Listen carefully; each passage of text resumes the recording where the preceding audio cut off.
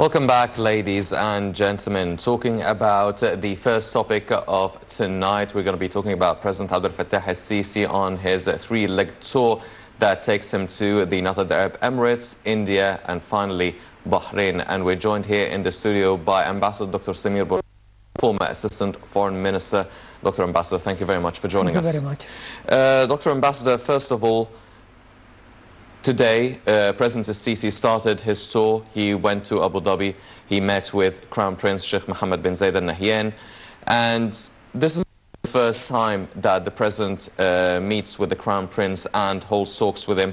What is the significance of holding such a meeting, actually including the United Arab Emirates in this tour at this significant time?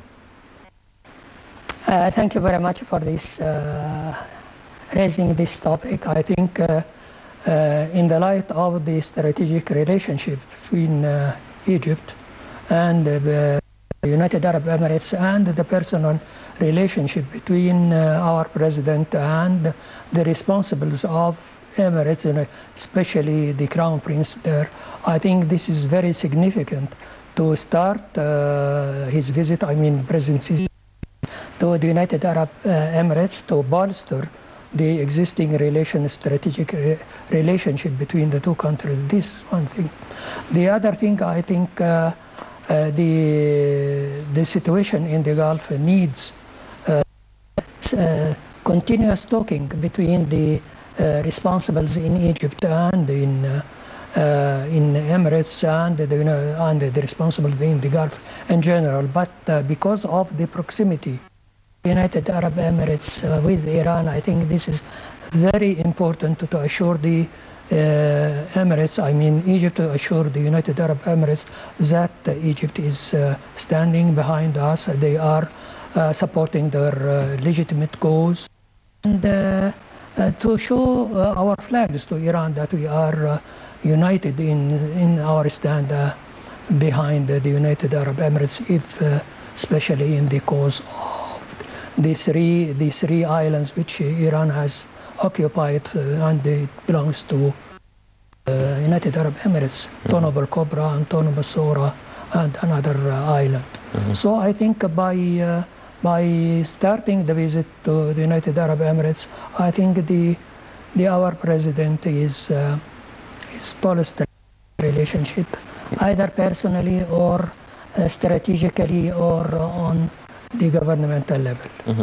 So you believe that one of the main reasons behind this visit will be to actually unify the stance of Egypt and the United Arab Emirates regarding their stance regarding Iran and the role they are playing nowadays in the Middle East.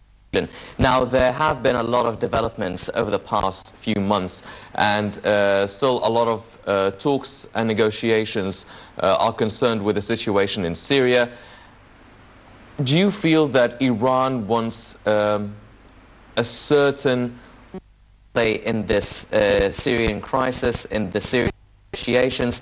Do you feel that by having Egypt and the United Arab Emirates having a similar stance, do you think this will have a strong sort of weight in the balance of the nations?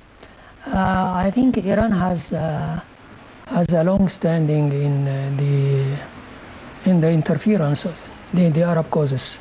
She started by Iraq, Syria, and Lebanon by its arms there, Hezbollah in Lebanon, Syria by the government of President Bashar al-Assad, and in Iran, in Yemen by the Houthis, and also in the Gulf area by the Shiite communities there. So I think it has to show our flags to Iran that we are in the Arab world are united to support the Arab cause, especially the cause of United Arab Emirates against Iran, and they fear that the interference of Iran because of the proximity and the neighborhood of the United Arab Emirates to Iran, and it is on the other coast of the Gulf, you see. So I think the Egypt by standing and by Egypt weight, because we are still the biggest and the most important country in the Arab world after the what happened in Iraq, Libya, and Syria, and I think the weakening of those powers. I think Egypt has stand still to support the Arab cause in the Gulf or in Syria.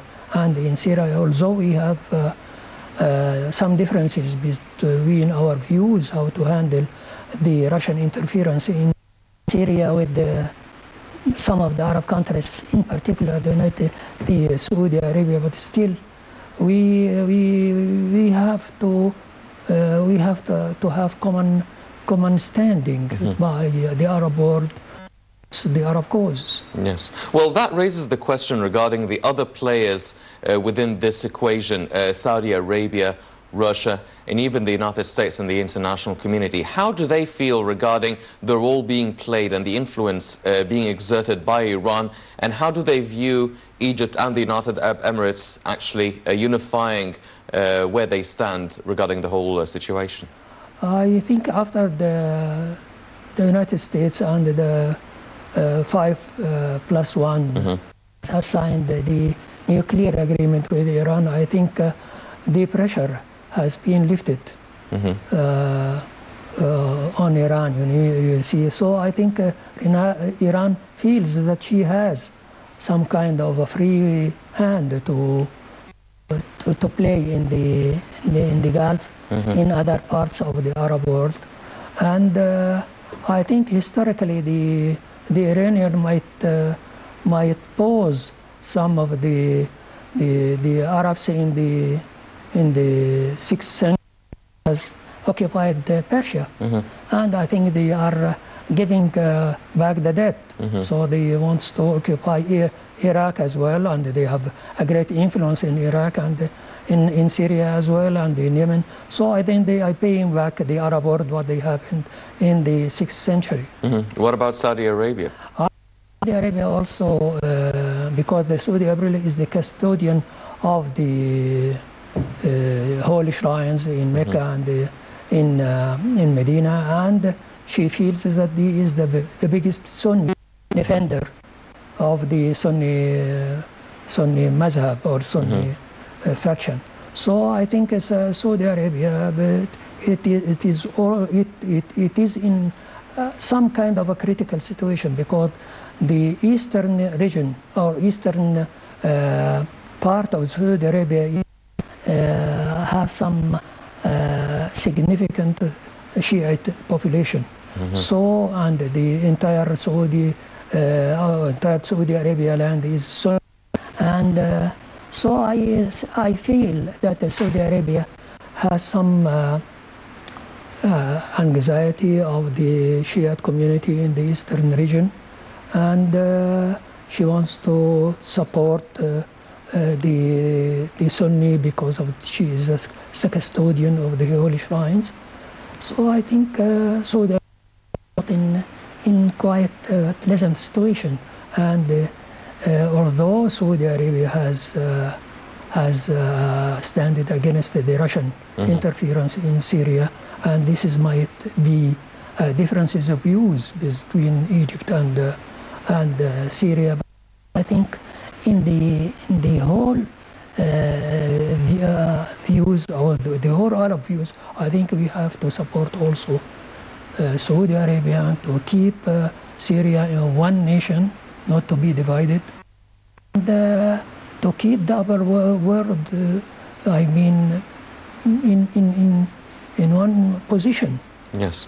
Well, Ambassador Dr. Burhan, if we look at the cooperation between Egypt and the United Arab Emirates, economically at least, we've seen the relationship strengthen, the trade balance between both countries increase over the past couple of years.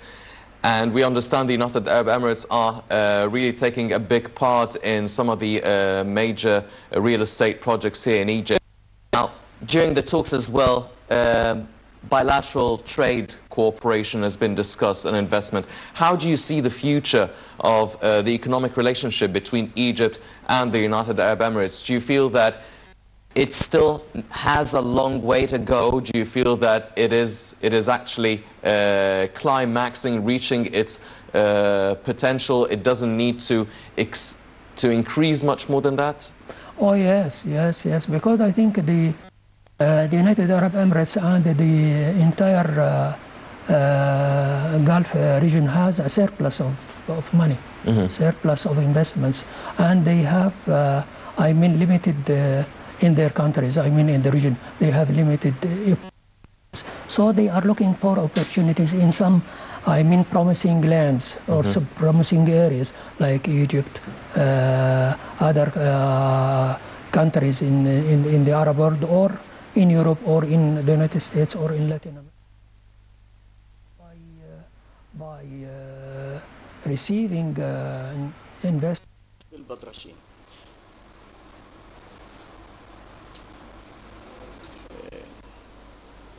توقفت لجنة في مطروح لحدوث حالة إعياء اللجنة وتم تدعيمها of the station was sick and he was replaced by another colleague, and the same happened with a colleague in Alexandria, and another colleague worked instead of him.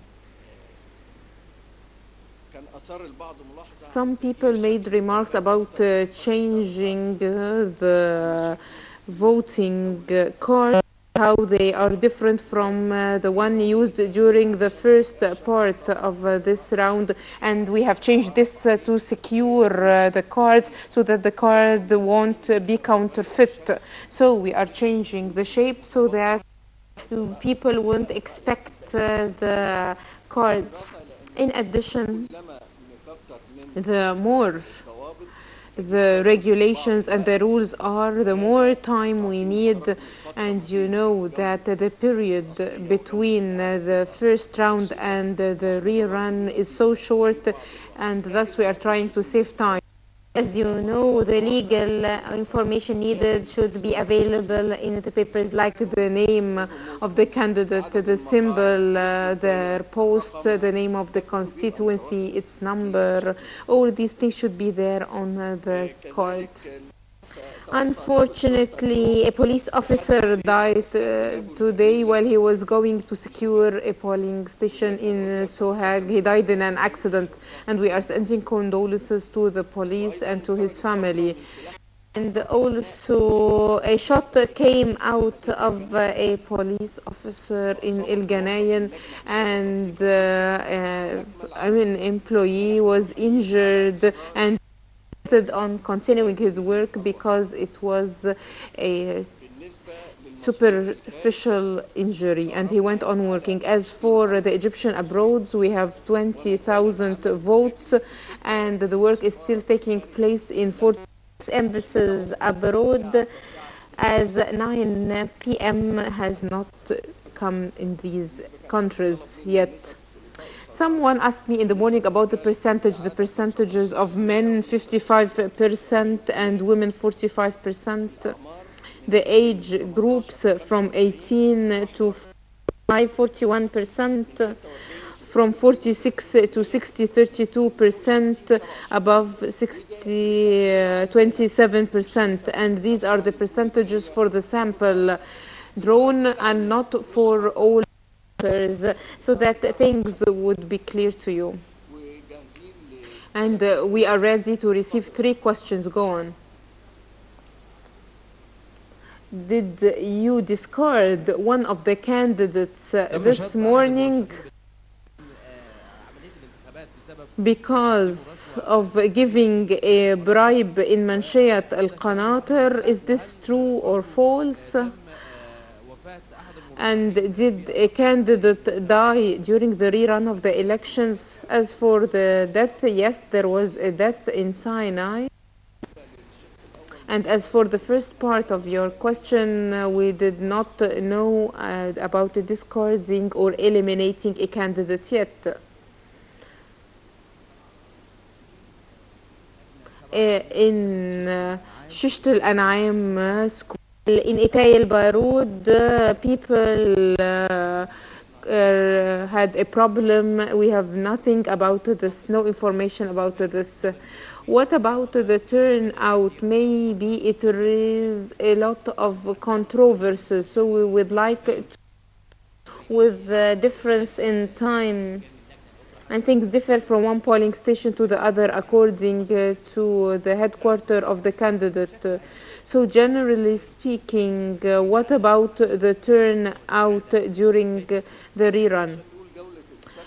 To talk about the turnout during the rerun, the rerun, there is still one day to come, so let's wait until tomorrow evening, and then we would be able to know not the percentage about the turnout, but we'd be able to know the indicators. Mr. Counselor, a number of violations were monitored during the first round and during the second round, as you mentioned. What about the penalties used in these cases? Up till now, we did not hear a specific candidate was penalized. So what about enforcing the penalties? We need to clarify this piece of information. I would like to tell you that a lot of these violations are considered to be a criminal act. Thus, we find that the person, we turn him and refer him to the public prosecution, and we have a lot of complaints and reports that were referred to the public prosecution, be it through the Higher Commission or through other entities. Thank you.